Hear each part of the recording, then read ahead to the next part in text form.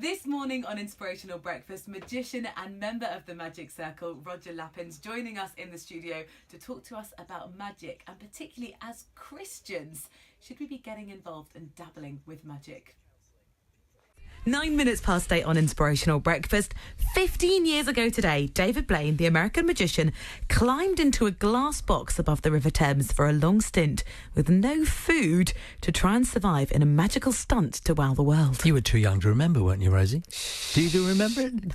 You don't remember it. I remember it well. Allegedly surviving only on water after 44 days, he came out of that glass chamber, leaving the world asking, had it been a con, or was it truly magic? Well, Christians have wrestled with the art of illusion and secrecy.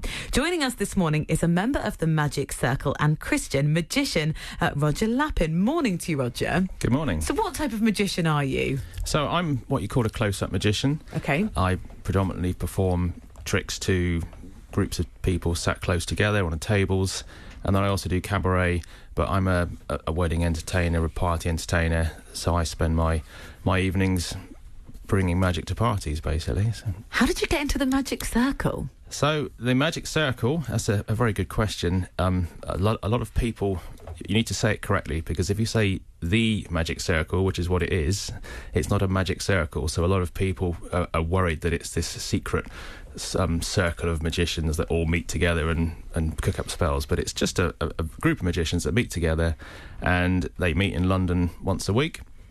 And to get into it, you just need to have two friends who are in the Magic Circle already. They nominate you in, and you're interviewed, and you have to do a performance. So you have to prove your magic ability. Oh, gosh. Right. It does sound very secretive. It is. So magic, the art, does have secrets. So if there weren't secrets, then it wouldn't be a trick. So everything I do does have a secret, which I'm trying to cover, which is where the debate comes about magic. So. And I've seen some of this close-up stuff. I remember talking to somebody years ago who did some close-up right in front of me. I had absolutely no idea how he did it.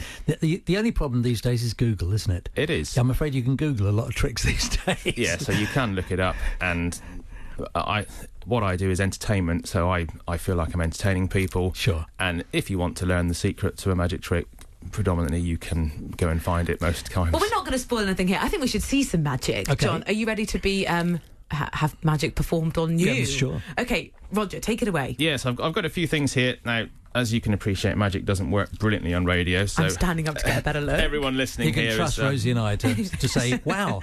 So you're going to have to sort of relay what's happening here. Okay. I was also I can peering through the window to try and have a move look. over a little so bit here. Roger's got a Rubik's Cube So in we'll his start hand. off with this. This is what one of the main puzzles of the 80s that really confused Rubik's people. Cube. The world record is actually 4.9 seconds, but if you actually just shake this gently in the air, you can actually see that just does itself. Oh, wow. Straight through.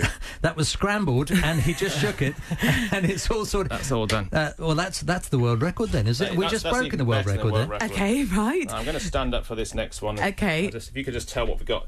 So this is just a spoon. A spoon? A spoon Okay, in one so hand. I'm going to show you. Did that come from the Premier Canteen? This is. I just picked this up this morning. Oh, so fair enough. It's in Roger's mouth. Right, okay. Right, he's putting it in his mouth. Turning it around. No, I can do that. We do it as a test at a dinner table to see how big people's mouths are so they can spin the spoon around. But I'm going to do that now without using my hands, okay? So it's very easy. There's a spoon in Roger's mouth. He's turning it around. The craziest thing is, when you put it out, It's a fork! Oh my gosh! All right, Rosie. So that's very clever. Yeah, the spoon in his mouth has turned into a fork. And I noticed he hasn't swallowed, so quite incredible. Right. Wow. No idea how you did that. How much more time have I got? I mean, another one if you've got it. Yeah, so let's just do... Let me entertain you. I've come in this morning. Everyone uses their phones these days to store all the information. So on my phone, I've actually got a shopping list. There's 100 items on this shopping list. I only had chance this morning to buy one item from that list. Now, I could ask you to tell me what it is, but you probably guessed milk or bread or something. But I've got a shopping bag with one item in it. All I need you to do is to tell me a number between 1 and 100. Okay. I just hate these things in case they go wrong. I feel nervous. All right, 65. Okay. So if I just show you my notes. Now, you can do this. I'm not doing anything funny here. Yeah, your shopping list opening there. up notes on the phone. Shopping list. Shopping list. No, just spin through the list. Make sure they are all different. Yeah. So you've got 100 different coffee, items onion, there. Give us an lobster. example. Very nice. Oh, Very nice. We wouldn't mind lobster and in the studio. 65 is bananas. Okay, now that shopping bag's been sat there. The whole time we've been in I the brought studio. that in before. You just chose a random number. Yeah. You've hit on the list. Just take the bag, have a look inside. Roger doesn't look stressed. Oh dear. Right. Oh dear, I can feel it already. It is bananas. Bananas! That's brilliant! Wow. Thank you very much indeed. Yeah. No worries. Wow. Oh my gosh. Oh, that is very clever. Oh, we've even had more bit. Craig from Premier Praise has come in to have a little look at we what's can going keep on. going. Okay, another one. Okay, wow. Last one, here we go. Last one. This is, Yeah, 2 elastic bands. So this is one of the most simple but confusing tricks I do, and it's very good because magic should just be simple. It should just be something that you look at and cannot explain how it happens. So this is just the concept of a solid object passing through another solid object. So you can see from that position, Right. this rubber band sits in behind there. Yeah. 2 elastic bands basically being pulled It together. won't go through my finger or my thumb, but when you rub it just gently here, there's a soft spot there where they just come through. Right. Very clever Right. again. Yes. Bizarre. I was saying, no get idea. out. No He's idea saying, how get he did this that. man out of here. It's magic. What's going on? So that's just a few things. Yeah, that brilliant. I- You must spend an enormous amount of time practicing and working out how these things work. So I do. It's I think you've got to have a certain mindset to get into this, and I just like to know how things work. And do you get criticised by Christians saying, "Oh, Christians shouldn't have anything to do with magic"? Yes, this is a very strong debate that I do have occasionally when I perform, where I'm greeted with, "We're Christians, please don't perform magic to us." Really? So I don't normally get into a debate with them about that. I said, that's your opinion.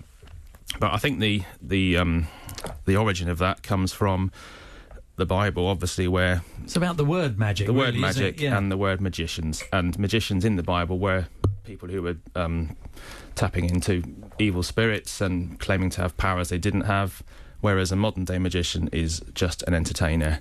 So I'm not claiming to have any mysterious powers. I'm not claiming to tap into any other worlds.